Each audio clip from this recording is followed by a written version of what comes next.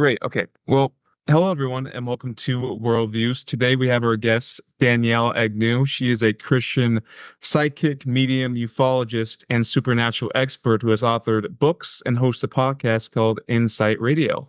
Danielle, thank you for coming on Worldviews.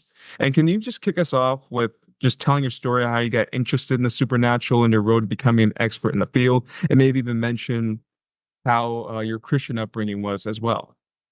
Well, it's interesting because I come from a very Italian family. Okay. So mysticism in religion is a big deal. And most of the family was Catholic, Italians. And so here comes, the Italian Catholics. And so being a psychic person or a medium or any of this was not seen as weird at all. Because, again, if you look at the Catholic religion as a whole, it's pretty mystical. You have all the signs and wonders and all the things. So we have a lot of folks, of course, in our family who have a significant amount of gifts and talents that are spiritual in this way. And, as far as a Christian upbringing, it was sort of a quiet Christian upbringing. It wasn't like a real dogmatic Christian upbringing. I'm from Montana. That's where I live now. And it was very much a, Christian through your actions rather than what you say about being a Christian. So there wasn't a whole lot of stigma around this particular gift set, these spiritual gifts. And biblically, actually, if we look into it, the Bible's full of people with these gifts and talents. Elijah stood up on a mountaintop and talked to all the dead relatives. Well, we don't call that person a prophet anymore. We call them a medium, So you had John the Baptist looking forward, seeing the future, signs and wonders. The Apostle John, who writes the book of Revelation, talking all about the future. We don't call these people prophets anymore. We call them clairvoyants. So the book, if you look at the Bible or other beautiful spiritual books like the Quran, they have actually a lot of documentation of people with spiritual gifts and talents used by another name back in the day. I don't think I'm a prophet by any sort of the stretch of that imagination, but I would say that how I got into the supernatural, honestly, it was just part of the family. It wasn't considered something weird in my family. And do you know people that have the same abilities as you do? Oh, yes. Tons and tons. And I posit to everybody listening out there, we all are spiritual beings in a physical body, okay? Which means that we all have spiritual gifts and talents in one way or another. And you'd be surprised by how many people, Devin, hear spirits or feel them in a room and they just don't want to talk about it because they've been told that's an evil thing to do. I know lots and lots of people with these aptitudes. Yeah. Yeah. Do they also share a Christian background, or are they kind of all over in terms of religious beliefs or lack of them? Actually, a lot of the people have a Christian background. Some people, a more intense Christian background, Devin. Some of them a more, what I like to call just kind of a soft Christian background, but lots and lots and lots and lots of them have a Christian background. Yeah. And I noticed on your blog, you also mentioned that you were used as a sort of content consultant on the movie Man of Steel, as well as the TV show Supernatural. Can you walk us through like that whole experience, what that was like? Oh, that was cool. Okay. So I was living in Los Angeles at the time. And one of the things that you get in LA, of course, is a lot of industry clients because that's where folks live, right? Who work in the industry. It's where they live. So I had somebody come in for Man of Steel, who was a person who was working with the sets. And so this individual came in to ask me, well, how can I represent the crystal cave that Superman gets into here authentically? Because he knew that I was a ufologist and I also did a lot of translation and intermediary communication work for off-world cultures. So he said, would this be sort of accurate? Because, technically, man, Superman's an alien. Okay. So he's just like, well, how do I deal with this crystal cave? So we went on and on about different off-world cultures that use crystals or utilize crystalline type technologies. And it helped him kind of put together the crystal cave or the crystal hut that Superman hangs out as his sanctuary. So that was cool. And then on Supernatural, one of the writers at the time, and she went on to become an executive producer, was somebody who came to me for a reading. And I was reading for her on something completely unrelated. And as I was reading her futures and what she did, I could clearly see these layups of things that she was writing about.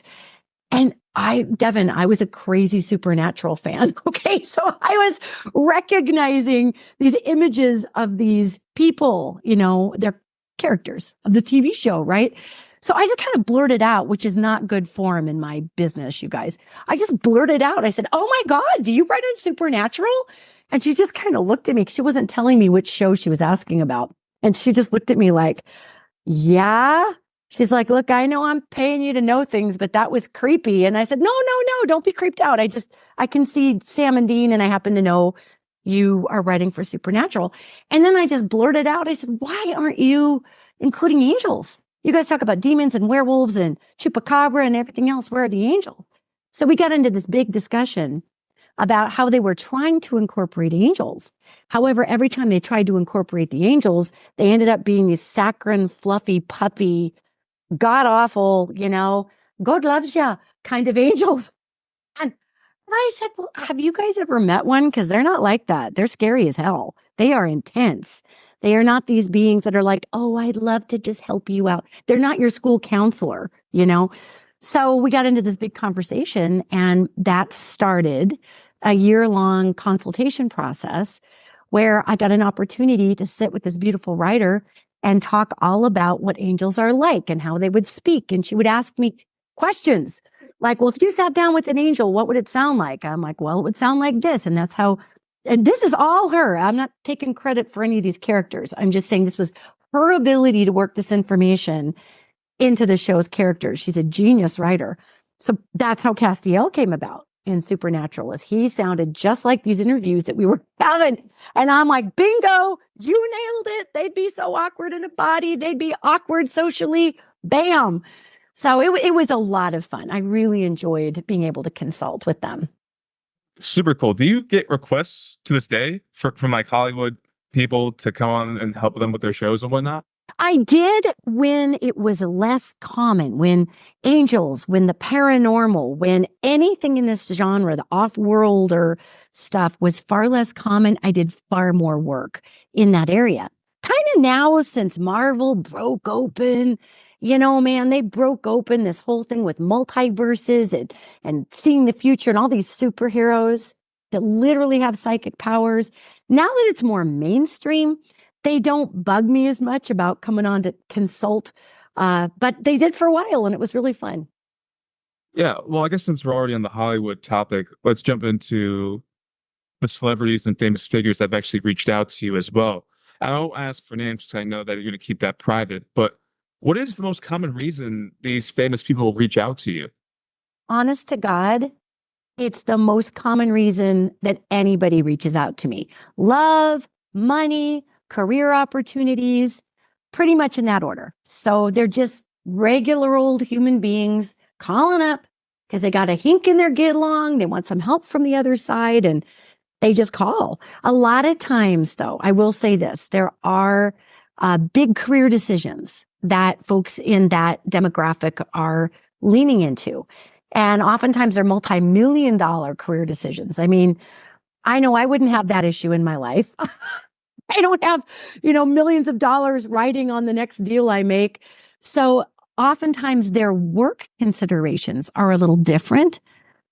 Otherwise, they're just really sweet people just needing some guidance somehow. Interesting. Okay. And all of your work that you've done, all the supernatural work, has any of it has all that work made you doubt Christianity, or has it strengthened your faith as a Christian? Oh, such a good question, man. Okay. 100% strengthen my faith. Strengthen my faith, because faith isn't something in my mind. This is how I look at it. Everybody's got their different walk with their own faith. So y'all make your own decisions up about this. However, for me, having a spirit creator God that is so much bigger than we can even comprehend, obviously that being would create all kinds of other things out there in its infinite ability to create. And for me, it is a full testament to the magnificence of this being, of this God, because of the vastness of the creation that this God has created. And it is vast. And I've run across off-worlders. I've run across aliens, ETs. I think that's a little bit racist there to call them that, but these off-world beings, right? So these off-world beings are also acknowledging of some sort of higher power. And the higher power that they acknowledge is also rooted in unconditional either compassion or acceptance or love, depending on the culture, because many different cultures see these things differently than we do. We're pretty specific here on Earth, biologically and chemically and all the things. So to your question, heck yes, did working and does working in this field strengthen my particular faith in God, because what an incredible universe and multiverse we live in that was created by this omnipotent artist, scientist, chemist, psychologist, all the things that makes creation. It's mind-boggling. Well, okay, we're gonna hop into more about the off-world beings a little later on, but so then, what would you say are some misconceptions of the supernatural and the paranormal that people don't really understand? That it's evil. I'm also a reverend. I'm a pastor. I haven't done a lot of pastoring work recently. I do, I guess, pastor once in a while. I'm pretty outside the box as a pastor by some people's definition. However, that it's evil. We should not fear God's creation. We do not need to fear that which the one that is all, or the all. And that's what the angels refer to God as, the all. We don't need to fear this creation that God made.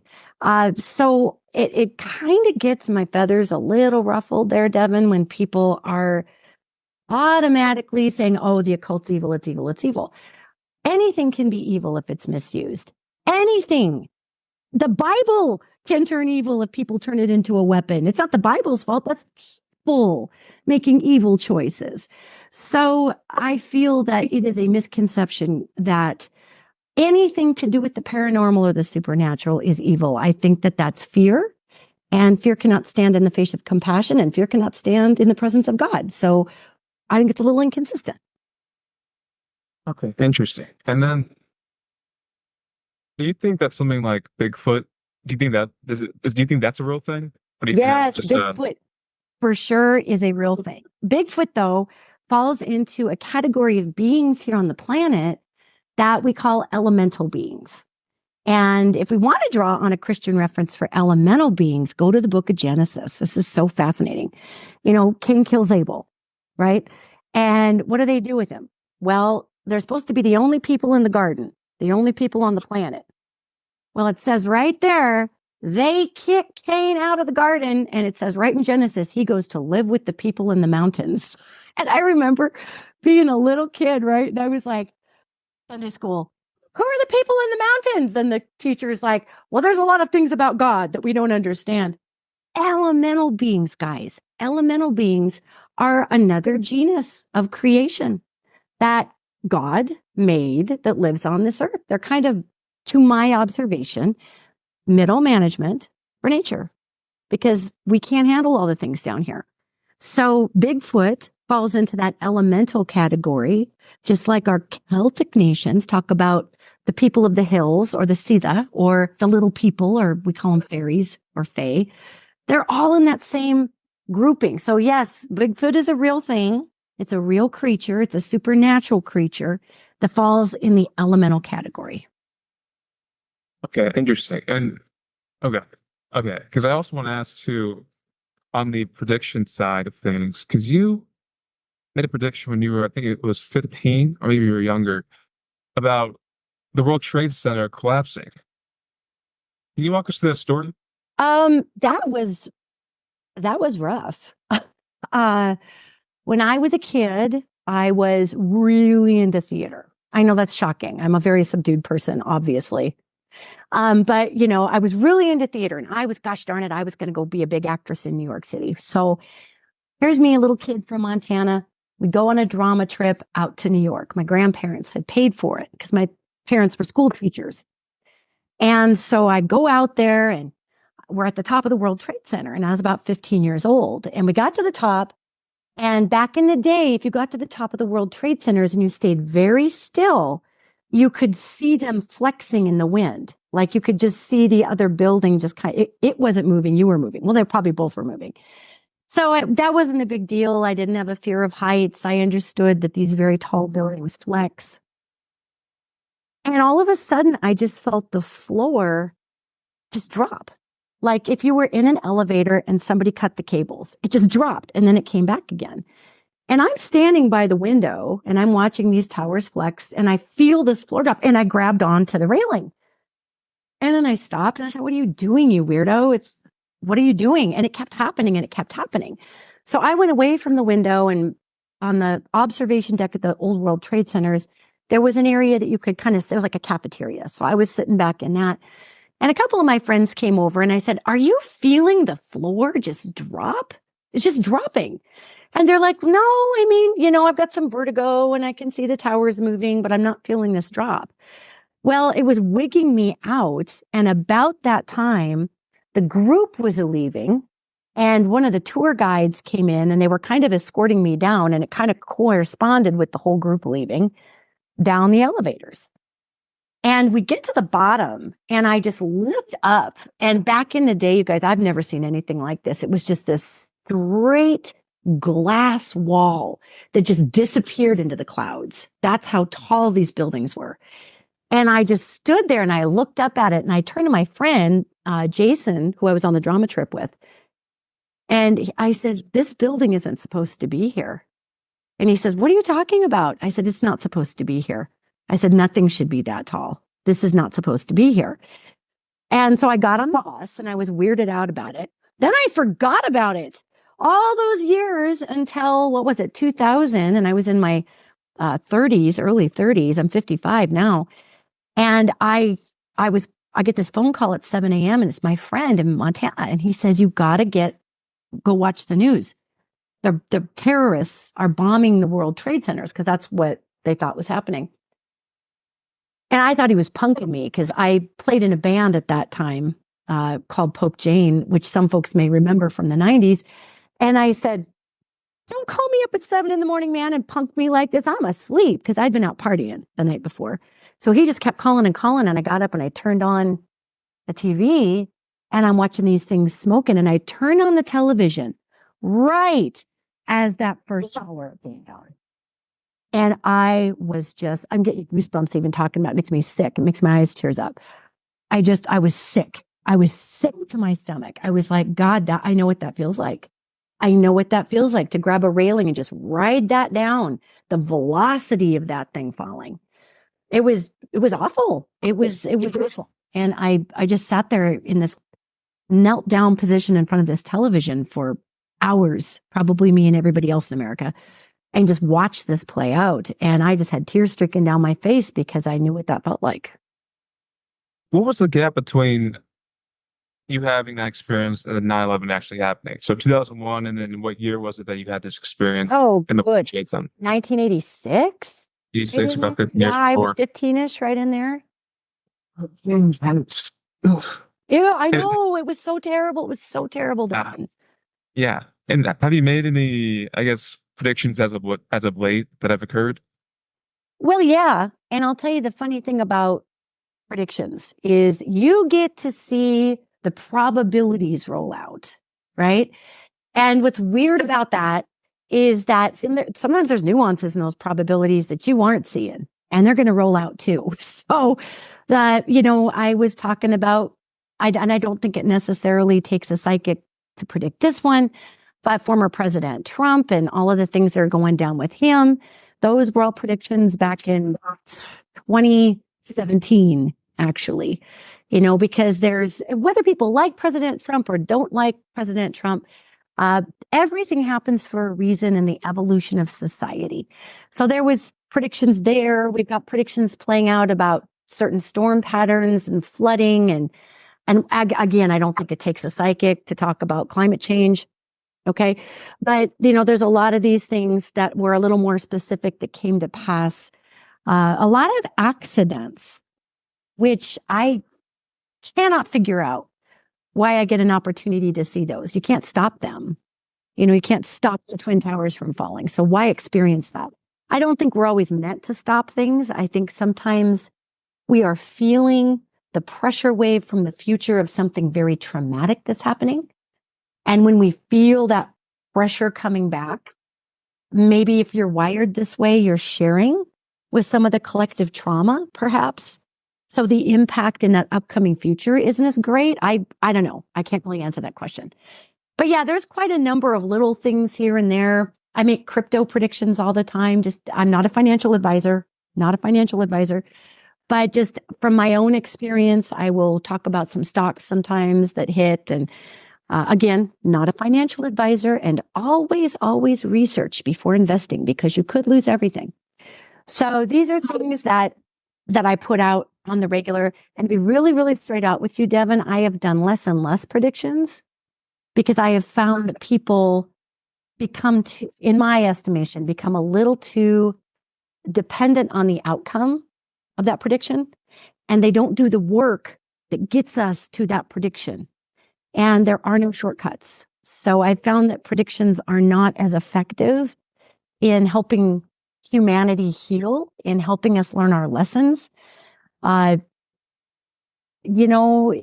could say this or that. One prediction is going to make somebody really happy. It's going to make somebody else really unhappy. I'm not really sure what the point of that would be. So I do less of them than I used to. Yeah, and it sounds like predictions can be either something random, like you experiencing the road shapes that are falling, or something you said you work towards.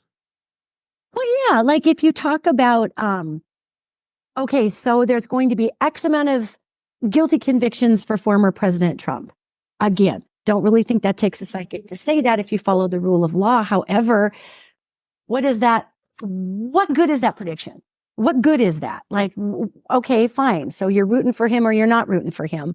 But what are we doing today on our show to better our society? What are we doing as neighbors? What are we doing to come together in this country? So I found a lot of predictions they don't really have a point, in my opinion, unless you could say, okay, guys, here's the exact date. I see the planet turning so hot, we can't do anything about it. So let's back it off there. But they don't work like that, if that makes sense. Okay. And then let's navigate over to the UFOs and alien stuff, since you are a ufologist. So first off, what do you think is the most convincing UFO sighting in history? This gets tough. For me, it is the UFOs that are carved in the hieroglyphs of the inside of the Egyptian temples. And it's the actual alien heads that are carved into the ancient 8,000-year-old Sumerian tablets. That, to me, is really stealing the deal if we go way back there. Now, modern times, I think that the UFO sighting in the early 1940s, when we were at war over Los Angeles, where they had all of those big spotlights up in the clouds and they were firing at that thing that came over the Port of LA area. I think that's a very convincing sighting, because we didn't have AI back then. So we couldn't just doctor it and make a deep fake out of this old black and white picture that was out and published before we ever had AI or any of this technology. So I tend to go back to the documentations before we had a lot of availability that were published, before we had the availability to augment those augmentations.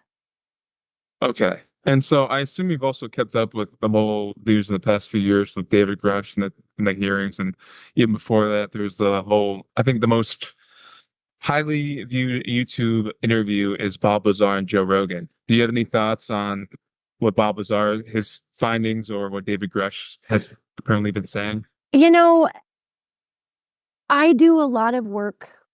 Okay, I got to be real careful how I word this. I do a lot of work with individuals who have great experience with off-world life and off-world technologies and these people also happen to interface with our government and other world governments. And so when I hear people come out and talk about alien life that's out there, non-human entities, NHIs, and I love it. We just can't say it's an off-world being. We have to reference it from ourselves. It's a non-human entity. When I hear people talk about different programs, especially if they're whistleblower type of folks, oftentimes what they're bringing to the table is not false. And so it's never surprising to me. It never blows me over. Like I said, I do some work in other areas for some other reasons. So I actually feel like folks have a lot of cojones who come forward with this stuff, because there's a lot of consequence for many of these people who are coming from a military background when they come out with all these things. And I think it's becoming more and more mainstream. So that consequence is dropping off to a degree. We haven't really talked about secret programs that are being funded outside of the government, which is a thing. If you think about, I got this terrible itch. I'm sorry. If you think about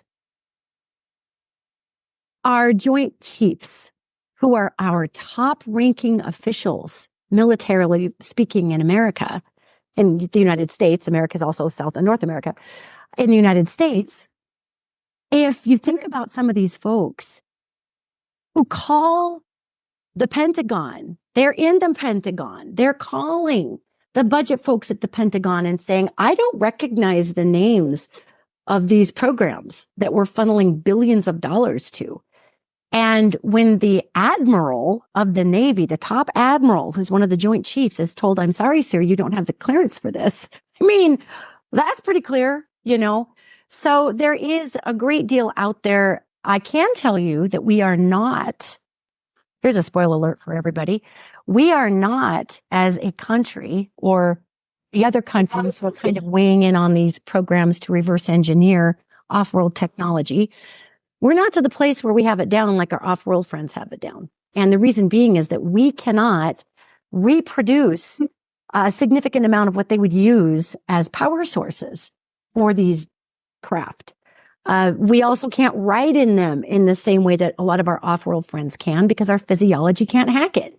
It would be like putting a hamster in a microwave. I mean, which is horrible. It's a horrible analogy, but we're made of over 70% water, and you put us into a space-time craft bending device that is splitting vortexes and stretching time and flying through wormholes, and you put a body like this through that, which has not evolved as a temporal traveler, it'll tear us to pieces. So we don't have the technology to protect ourselves in that type of travel either. So they can try all they want, these world governments and these secret, whatever you want to call them, tech people doing all these things. They can try all they want, but until they can figure out a way to create a completely separate atmosphere around we as a human being, our bodies cannot do that interdimensional and that intertemporal travel. We're too clunky. We haven't evolved like the folks from Sirius AB who've been doing this for hundreds of thousands of years to be able to flex with that. So we're a minute off from being able to go through the wormholes, guys. I hate to tell everybody.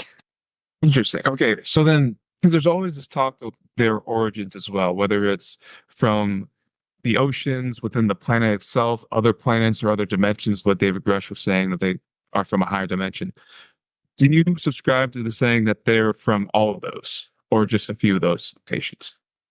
Off-world, absolutely. Interdimensionally, absolutely. There are some of these beings that use the core of our planet as an airport, because the closer you get to the core of our planet, there is some really fascinating physics in there that allow for a lot more vortexes, which is how a lot of these beings travel.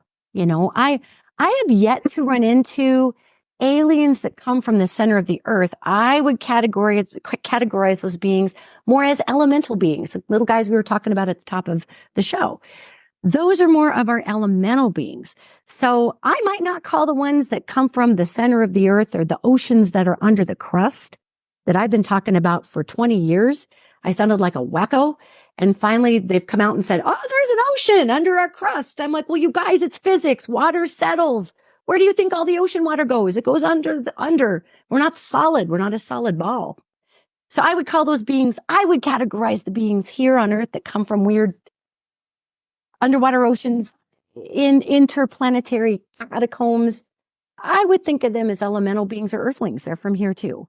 So the aliens, the ETs to me, are interdimensionals and they are off-worlders from my own definition. I mean, we can all call them whatever, just don't call them late for dinner if you ask them to your house, because that's rude. Yeah, and we also have to come to the conclusion that these things, they're not all one group. It's multiple different groups. Many, many, many different groups. It's not just one being that goes across. There are, all fruits are not apples, but all apples are fruits. So there are some of these beings that can be interdimensional travelers as well as off-worlders. But they may not be indigenous to the center of the planet, although they may come through the center of the planet as a jump point to go to other parts of the multiverse. I mean, if you think about this, the Earth is a giant spinning electromagnet. Magnetism bends space-time. We are a very effective spinning electromagnet because we are covered in salt water, and salt water is one of the highest and most affected, the highest ratioed conductors of electromagnetic energy in our third dimension. So we're a really effective jump point, airport to a lot of different beings from many, many, many, many, many different places. Okay. And then you also mentioned you've had conversations with some of these cultures. Yes. What is that experience like? It's a lot like translating for angels or translating for beings that have passed, for our dead relatives. It's the same translational aptitude.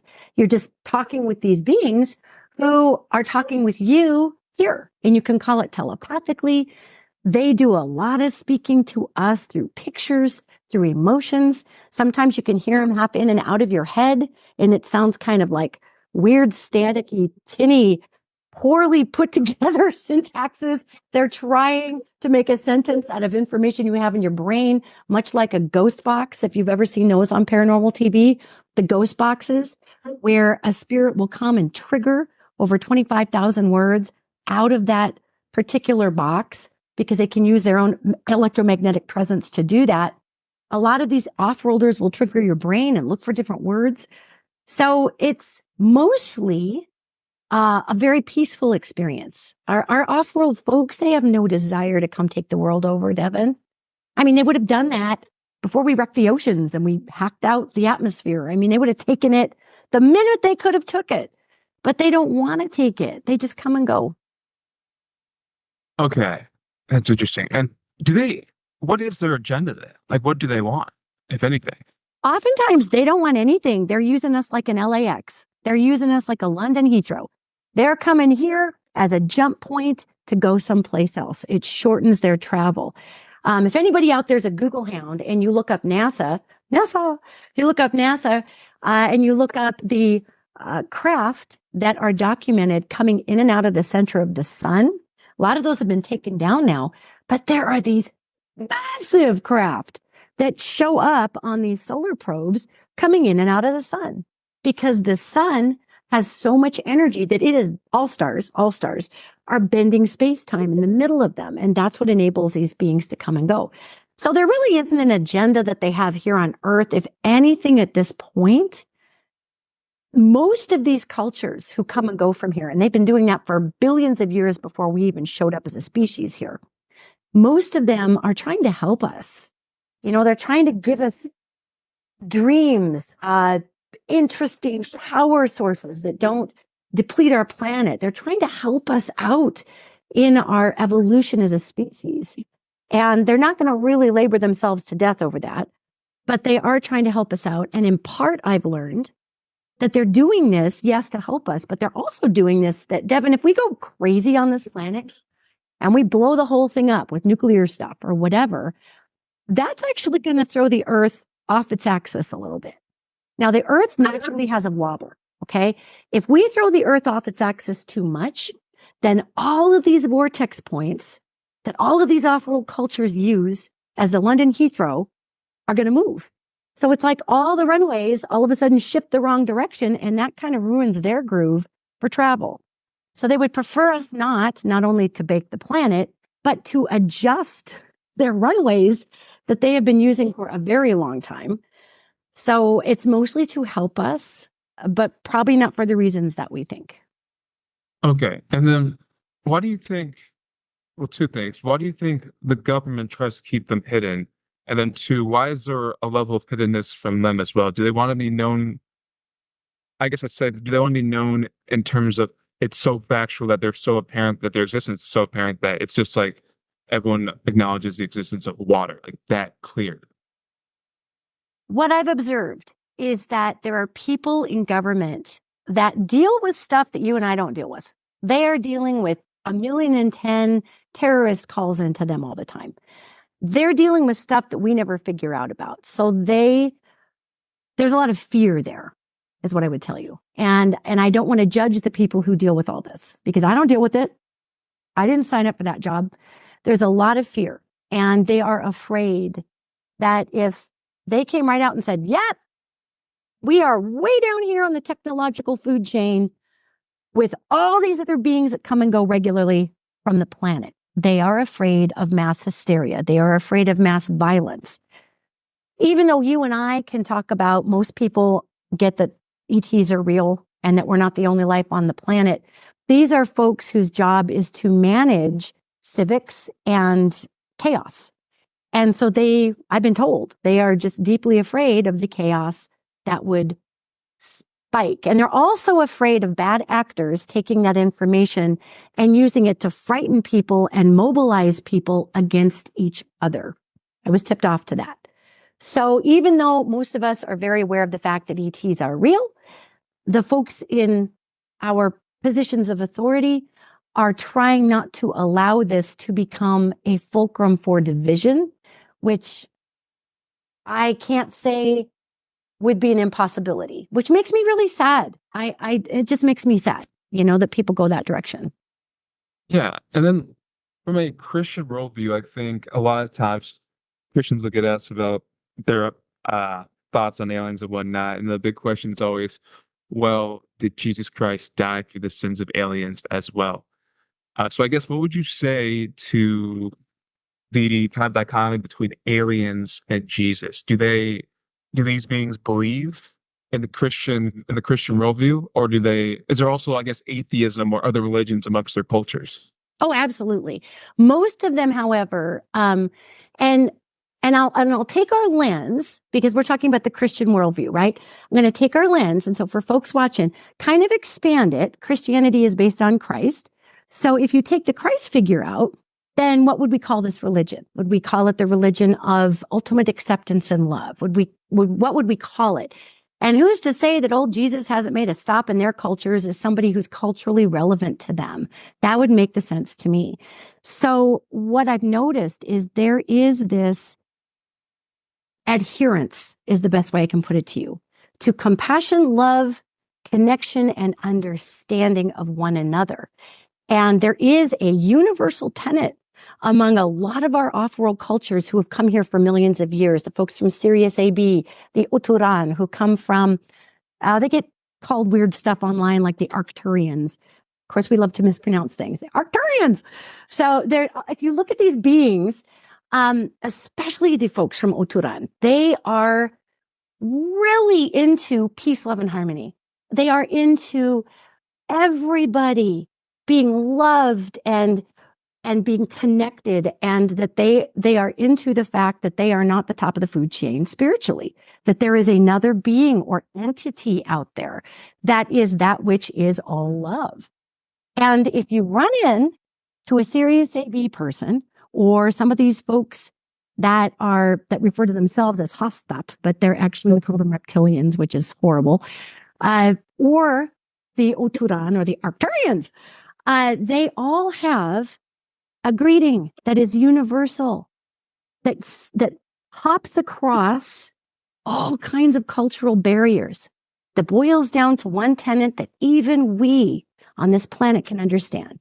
And that greeting is, I invoke the law of love. I invoke the law of love. And it's a hand gesture too. So it's fascinating to me to see this hand gesture reflected in a lot of our Christian art. It's fascinating that if we look at a lot of our ancient Christian art, you'll see little UFOs up in the corner. There's the Virgin Mary, there's Christ, there's a UFO in the corner. So somebody was catching on that these, we'll call them extraterrestrial species, beings, these extraterrestrial beings, actually adhere to that ultimate love. And what is the basis of Christianity? It is love, compassion, connection, caring for those who don't have the same means that someone else may have. And a religion can be anything, guys. It's anything humans want to make it. So if we adhere to the spiritual tenets of what the base of Christianity was all about, it matches up with a lot of how these other beings, I invoke the law of love, actually look at their world or whatnot. They might not call it Christianity. Maybe they call it Obukianity because maybe the Christ figure was Obuku in their culture. We don't know, but it's the same tenet spiritually. So that's why my faith, if you will, is deeply strengthened. The more I find out, the more magnificent God becomes. Interesting. Because I assume you also believe that these beings, when they die, they too would go to either heaven or hell. Well, they would certainly go to whatever dimension they would go to, and we can call it heaven. I've got a funny view on hell. I think we create hell for ourselves here like mad, and I think we have to work really hard to separate ourselves from God in order to create and continue that separation to that which is indigenous to our spirit, which is of light. I think we have to work real hard to deny God after death, to be in this weird vacuumous place. At least that's what I've witnessed with people who have died and left their bodies. Most of us just get sucked up the vacuum pipe right up into heaven. Even folks you wouldn't think would go to heaven seem to be over there. So apparently we don't quite understand the judging standards to get in. But it would be my guess, Devin, yes, that our beautiful off-world friends, we'd also see them over there as well. Why not? If it's all the same God, it's all the same universe. Why would we not have an opportunity to discuss all of the grandeur of God and their universe with them in heaven? Interesting. Okay. As for the people that request your services, are they typically Christians? Or are they from backgrounds that expand all over? And then after they go through these supernatural experiences with you, do their worldviews immediately change, or do they just stick to their gun, what they believed before? That is a very loaded question, my friend, because it varies. Yeah. And many of the people that I read for are in the United States. Many of the people in the United States that I have read for came from, some sort of Christian home, or they were familiar with it. Maybe they're still with it. Maybe they've decided not to go to church anymore, that their mom isn't making them. But that's the background they were raised in. I have a lot of Jewish clients. I have a lot of Muslim clients. So when I have an opportunity to translate information for these, for these angels, actually, for these people as well, at times there is a big shift in how they feel the universe around them. They can feel a lot of love coming through these readings because that's angels are attached to God. God is love, right? So they feel this massive amount of love. I've had a few folks who've been pretty crispy, maybe coming on the reading, maybe just a little salty there, and I don't know why they buy the reading. I have no idea. I got angels over here that are theirs, and they're saying, hey, just hang in there till this person love. We'll give them what they need. Those folks a lot of times will get off the call feeling significantly better. It's interesting. I know a lot of people end up calling me because, unfortunately, wherever we have human beings, we have good people and people who abuse positions. And I have a lot of people who will come to me because maybe they were part of a Christian church and maybe they had someone in that church that abused that position. So their whole idea of God has been tainted now. They see God as this negative person who hurt them in that religious organization. And that's across many spiritual ideas, not just Christianity. But a lot of the folks I do talk to are people seeking hope that there is a God or angels or something that cares for you outside of unfortunate purview that at that time would have been Christianity that caused them an issue. It wasn't Christianity, it was a person in that church or whatever. Yeah. So I don't believe in throwing one baby out with all the bathwater. That's silly. So I have found that, yes, a lot of people do have a change in perception after our visits. And that change in perception is that their hearts just blow up because they can connect to that unconditional love, which I think is pretty awesome. And talking about the angels and stuff, what are some encounters or stories that come to mind of you speaking with angels or demons or even God? Yeah, I will start with angels because that's what I mostly do all day. Some of these beings, Devin, they really aren't what we think they would be like. And my job is to translate them into a more human feeling so that they're messengers. They're messengers. They are here to bring messages.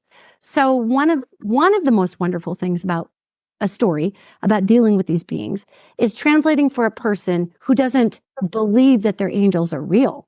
That's always fascinating to me. And these angels will bring me information that is so specific to that person that only they would know because I just jumped on the phone with this person for the last 5 minutes. And to watch and feel energetically that person's heart just open up. And angels will tell me all kinds of things about them. You know, somebody will be saying, I've done these 3 things my whole life. And angels will come in and go, on these 2, they've only done this one. And so you got to figure out a nice way to say, I'm actually only seeing thumb here. These 2 haven't existed yet. I think you're going towards that. So to watch that translation happen and to watch these angels be so concerned with the authenticity of people's lives and that we should all be focused on that and not hate the parts of ourselves that we don't think are as beautiful. God made all those too. They are learning tools for us. That is a fascinating thing that I see throughout my work every single day. Demons, you guys, you got to remember, demons, the junkie cousins of the angels, right? Demons are real. They are not everywhere like we like to purport. I do become pretty fired up. I have some pretty fired up opinions on people who utilize the ideology of demons to get people to turn to Jesus. I think that's irresponsible. Jesus is not a life preserver in this giant rolling sea of evil. And we have to cling to the little Jesus life preserver because evil is the great force on this planet. That is not true. God is the force. Love is the force on this planet. Demons are real. And the very few interactions I've had with them, they don't want to interact with me. I don't want to interact with them. It's like pouring vinegar on baking soda. It's just a bad combination. Demons can't be around light. It kills them. It annihilates them. So they don't want to be around all that. That's why they hang out with people who isolate. That's why they pick on people who already struggle with deep mental issues that isolate themselves. I'm not saying if you have a mental issue, you're possessed. I'm saying that light, God, is so much more powerful than these beings that when I have interface with demons, they're just looking at me and they're like, what are you doing here? What do you want? I'm like, I don't want anything from you. Why don't you leave? How about that? And they're like, I'll leave if you leave. I'm like, I'm fine with that. They don't want to get into it with us. They want to do their job. And their job is that I've observed. We see them as our tormentors. Their job is actually, they're like, have you ever eaten tilapia, Devin, the fish? Yeah, I have. Okay, Tilapia? yeah. Tilapia is a bottom feeder. It eats all the bass poo out of a pond. That's evil. It's going around. It's eating all the crap that we put out into the ethers, our worry, our anger, our rage, our insecurity. That's what it eats. So if we're putting that out on a regular basis, it's like bleeding out into the ocean. Sharks are going to come. You're just attracting it. If you're not bleeding that out and you find peace and you find centeredness, and for some people, that's Christianity. You find Jesus, you center yourself there. For some folks who are Muslim, they center themselves in the teachings of Allah. Hinduism, the oldest religion that's documented on this planet. You find your peace, and evil or the sharks have no way to get in there. They're going to go off and find somebody else bleeding in the water. So once we figure that out about demons, they become much less scary and yes, they are real. Yes, evil is real. Yes, it lives in a different dimension. Yeah, it feels like crap if you've ever encountered it, but we don't need to give it so much power by fearing it so vehemently. Just be aware of it and don't feed it. And it has nowhere to go, in my observation in this field. Demons are gross though, and they will affect your environment. Okay. So I guess then it's not challenging for you to differentiate whether you're talking to an angel, a demon, or some kind of alien being. No. And guys, it's not challenging for any of us. We are taught to not trust what we've been given by God as our radar. We've been taught not to trust that. And it's silly. Why would God give us these gifts? Nature doesn't do anything exponentially without it having a purpose. It is very easy if you're in the presence of a demon, guys. They are on this vibration that is so low. It is so heavy. It sucks the air out of the room. You cannot mistake them. Angels are very light. They're this huge, light, high resonation being. They feel like a whisper in your consciousness. They feel like a breath through your spirit. They're light. Demonic stuff is in your face. It's trying to convince you that you have to believe this. This is what you do. It's way out there. And it feels like garbage. That's that demonic spirit. Elementals, you guys, they're not a big fan of human beings. So they kind of just generally feel a little put out all the time. That's kind of what they feel like if you're dealing with them. So if you let yourself trust yourself, you're going to be able to dramatically tell the difference between these beings. Okay. And out of all the supernatural encounters you've ever had, is there one that stands out the most in memory? Yes, there is. And it's one that surprises me that it stands out the most because it was kind of a lowbrow encounter. You know, you'd think I'd have all these beautiful, which I have had many, many, many beautiful encounters. But the one that stands out the very, very most, it's kind of a tie, to be honest with you. Were encounters that were so odd that I was a little surprised they worked that way. And I just watched it play out in real life. And one of the encounters, actually, I wrote about in my book, True Tales of the Truly Weird. I went ghost hunting with a friend of mine next door to this haunted house years and years and years ago. And there was a friend she had who was house sitting. And we'd all been having some martinis or whatever we were doing. Not a good idea to ghost hunt on martinis, just FYI. But there we were doing it.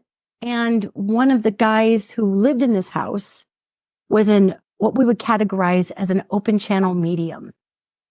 And that means that if something wants to talk through you, it's easier for that being to do that. And that's a big, huge discussion on spiritual physics, how they work with the psyche and the chakra system and all the things. But it's an aptitude. If you don't know you have it, then all kinds of stuff can kind of pop through and start running things up your verbal flagpole. So while we were there, this creepy spirit I was speaking to, for lack of a better way to put it, started talking through this guy. And the most hilarious part about this was this guy was gay as a blade. And he's saying these very graphically terrible sexual things to me. And I'm just laughing.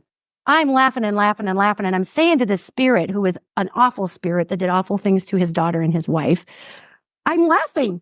And I'm laughing, and this spirit's doubling down and getting even more grotesque and offensive. And I just said, you're possessing a gay man. Do you know how hilarious this is? No, you just keep going. You keep going. I'm just going to sit here and eat popcorn. It's the funniest thing I ever encountered. And so he did. He went on with his most horrible things. And when he didn't understand gay, so I had to explain it to him.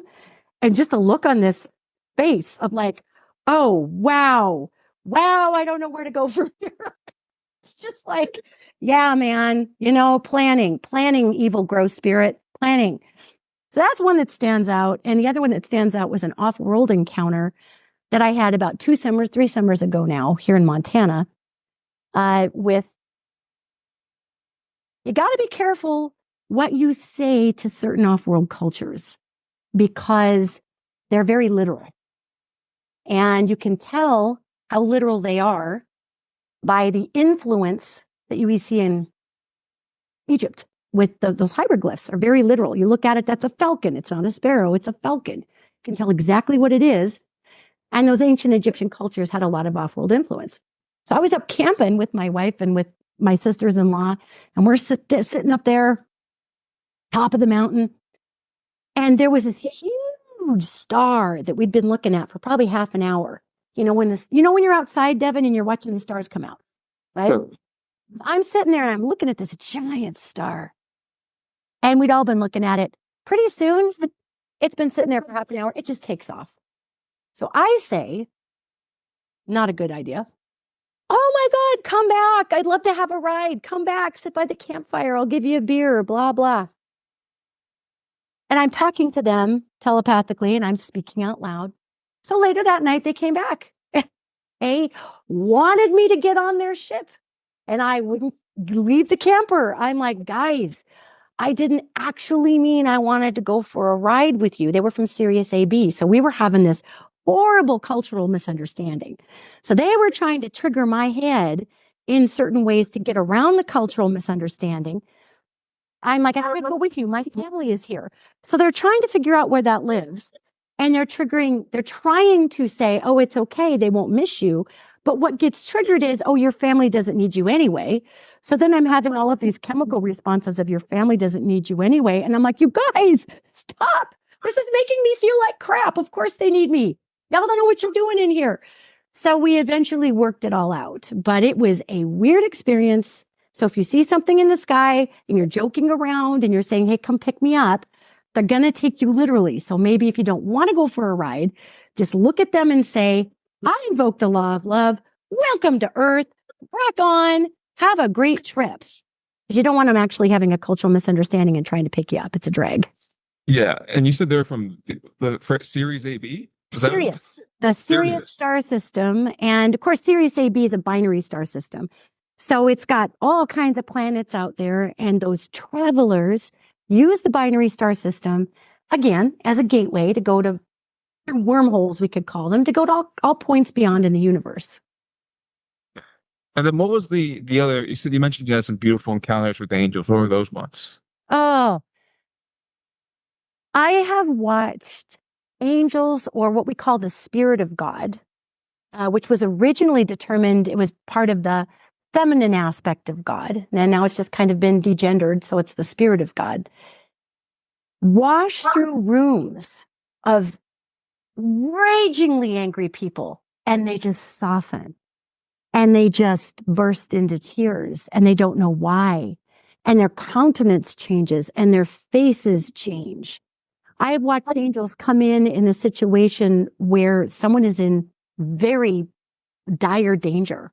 And they try not to mess with the timelines too much, but sometimes they kind of work as a brake pad in between just the chaos that's down here. And I have watched them dive in and shelter someone from an even more horrible outcome.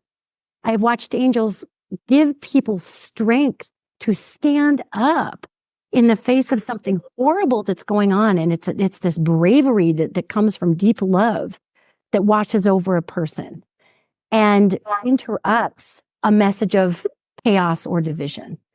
So angelic life has a big part to play with us, and it is fused to our spirit like a soldering tool. God solders our angels to us. We usually have 2 or 3 that walk with us lifetime after lifetime, so they know how we work. And they are so effective in speaking to us constantly. We don't even hear them the way that we think we would, because it's a constant exchange with these beings. So it's fun to watch people get the big aha when they realize that they're actually hearing their angel and not just a thought in their own head. Mm. And then I'm sure you deal with skeptics on a daily basis.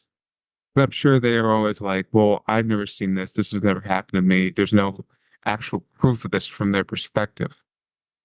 Do you feel like they have any type of point there just because they never actually seen it? Or do you think it's so clear, all these supernatural elements are so clear that they should be seeing these things at some point?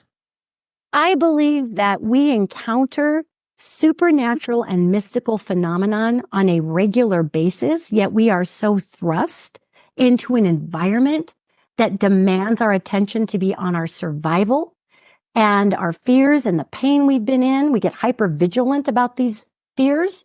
So it is very loud, that hypervigilance, and it cuts off this deeply spiritual connection we have to all of these beings. So if somebody's never experienced it, or they don't feel they have, or they think it's crap, or I'm crazy, that's valid for that person. That is their experience.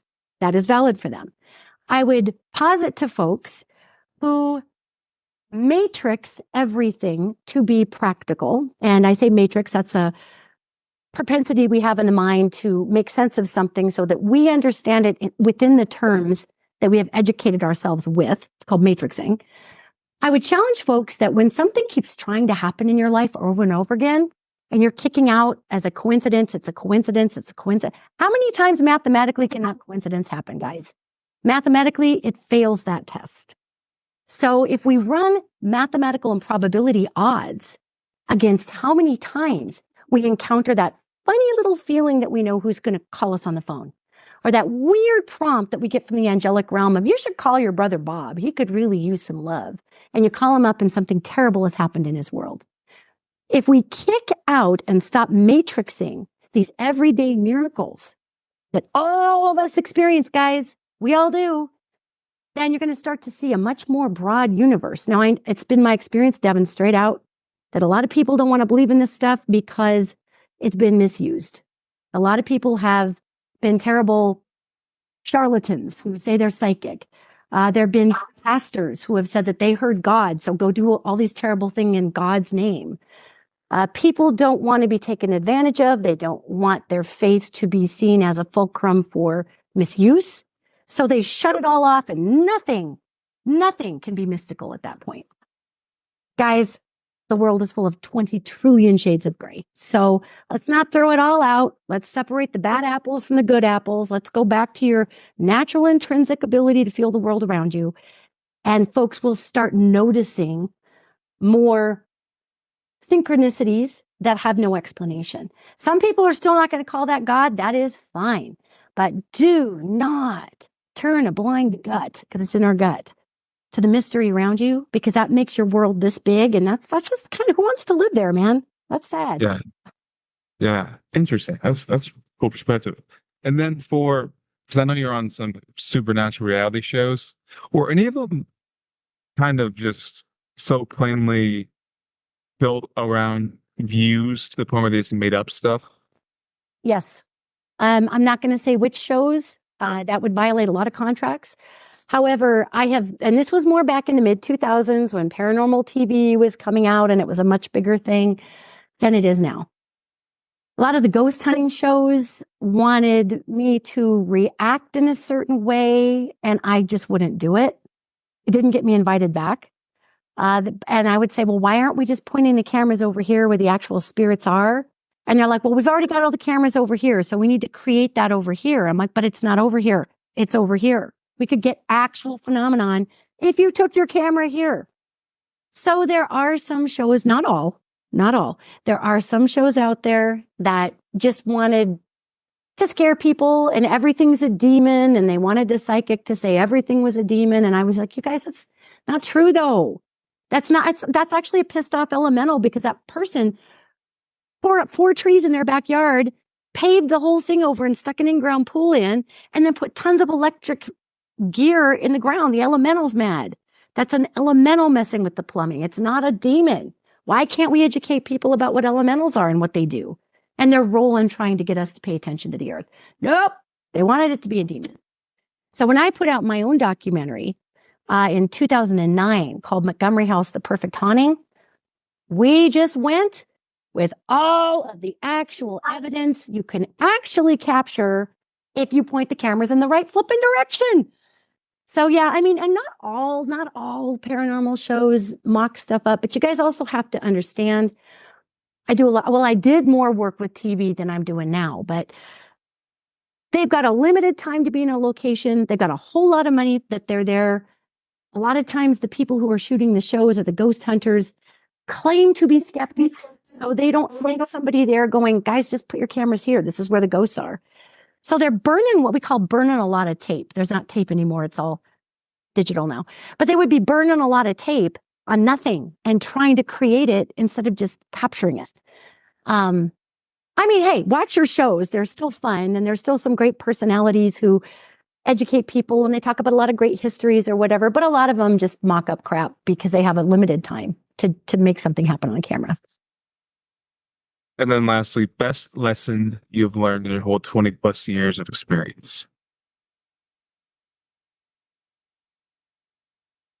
Don't judge. Don't judge people where they're at. Don't judge cultures where they're at.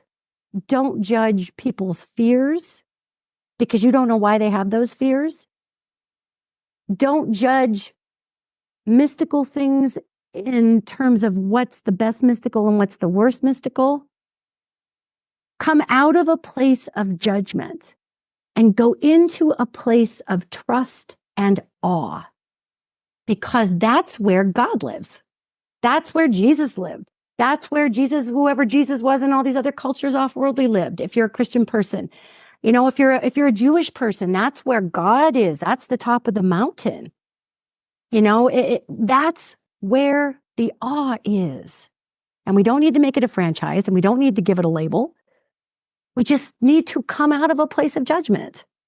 And then the entire universe, all of them, all of the multiverses will be given to you, and you can see them all, because it's fear and judgment that limit us, and we do that to ourselves. That is our choice. Well, I've learned not to do that to the best of my ability. I am human. I have my opinions, but I've learned not to do that. And my world has exponentially exploded over the last 20 some years. Mm. Okay. Any additional thoughts? I think we're in a very pivotal point in our whole world. You know, these angels show me that we do have some planetary issues that are pretty serious with resources, because we are now overpopulated on our beautiful planet. We've got enough resources for maybe at max 4 billion people. We're knocking on 8. So the spiritual lesson for all of us is to come together and work together. It's to share. It is to come out of that fear-based polarization.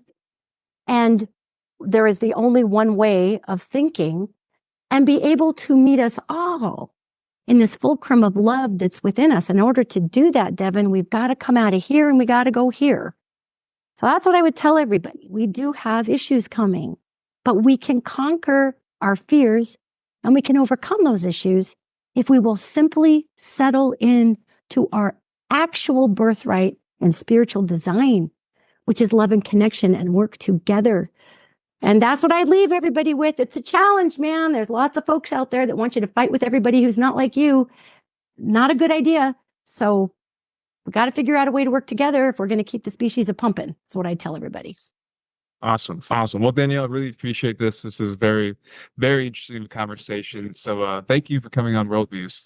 Well, you're welcome, Devin. Thank you so much for having me today.